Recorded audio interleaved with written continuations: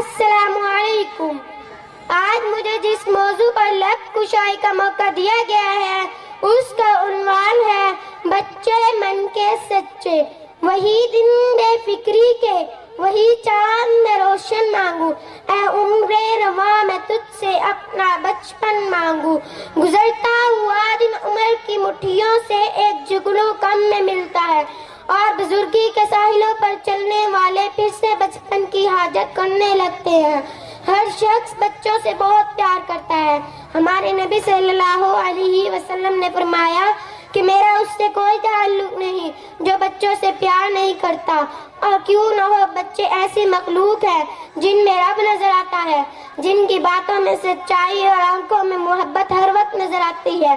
بچے ہی اس قوم کا مستقبل ہوتے ہیں. ہمارے بچے ہماری امیدیں ہیں، ہمارے آنے والے دنوں میں روشنی کی کرنیں ہیں.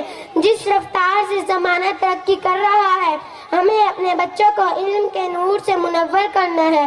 دل میں جگنو کو پرکھنے کی ضد کریں، دل میں جگنو کو پرکھنے کی ضد کریں.